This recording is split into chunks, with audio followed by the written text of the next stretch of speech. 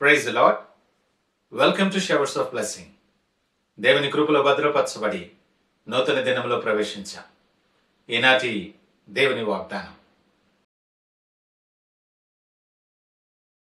నీవు నమ్మిన ఎడల దేవుని మహిమ చూతువు.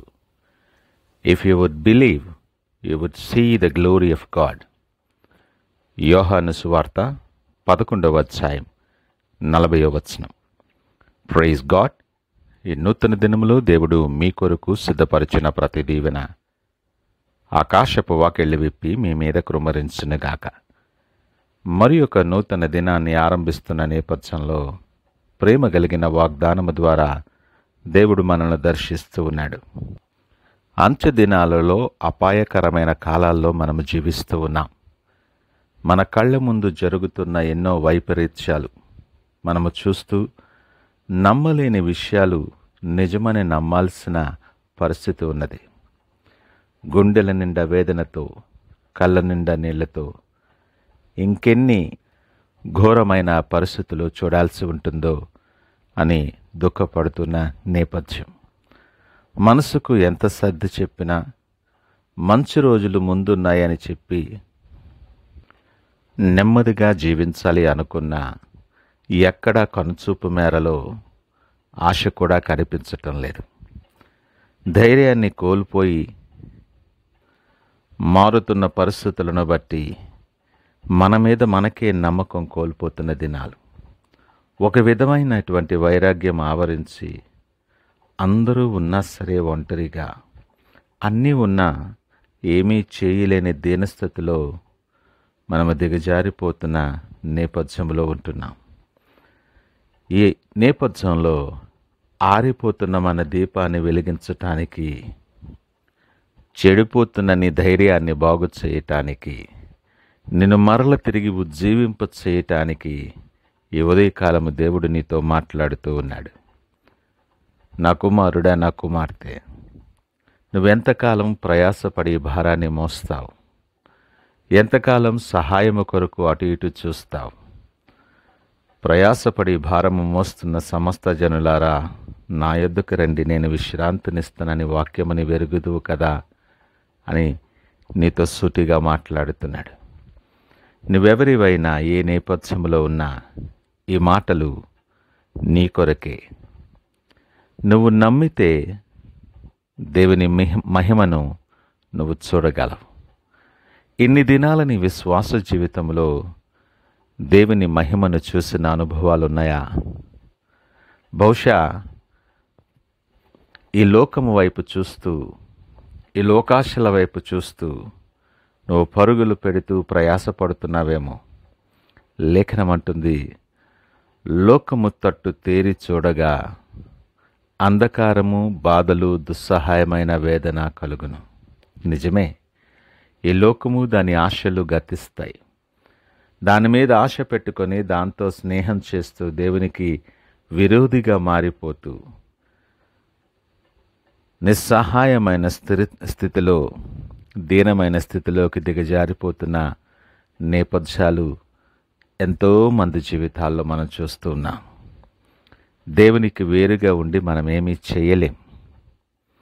ఆయన నీకు సహాయకుడు, ఆయన నీకు కొండ, నీకు కోట, ఆశ్రయదుర్గం.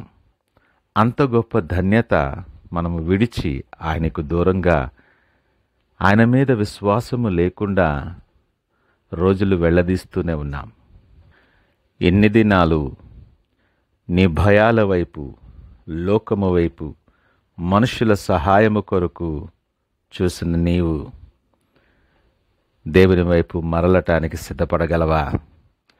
నీ జీవితములో, నీ గృహములో, నీ పని స్థలములో, నీ మార్గాలలో దేవుని మహిమను నువ్వు చూడాలని ఆశపడుతుంటే, అలాంటి ఆశ నీ జీవితంలో కలిగినట్లయితే నువ్వు నమ్మాలి. నువ్వు నమ్మితే దేవుని మహిమను చూస్తావు. దేవుడు సమస్తమును సాధ్యము చేయగలడని, ఆయన నిత్యము విడువక ఎడబాయక నిన్ను ప్రేమించువాడని, నీ అడుగులు స్థిరపరచువాడని, నీ మార్గముల మీద వెలుగు ప్రకాశింప చేయగలిగిన వాడని నువ్వు నమ్మాలి. పితరుడైన అబ్రహాము అలాగునే దేవుని నమ్మెను. అది అతనికి నీతిగా ఎంచబడింది.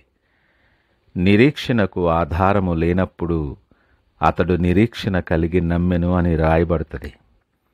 ఎక్కడ కనుచూపు మేరలో మినుకుమంటూ కూడా ఆశ కనబడినప్పుడు కూడా దేవుని వైపు విశ్వాసముతో చూడగలగాలి నీవు. అలాంటి ఆత్మీయ జీవితంలో ఆ గొప్ప విశ్వాసపు మార్గములను ప్రయాణించటానికి సిద్ధపడితే నీ మార్గముల మీద వెలుగు ప్రకాశింపచేయగల సమర్థుడు ఆయన.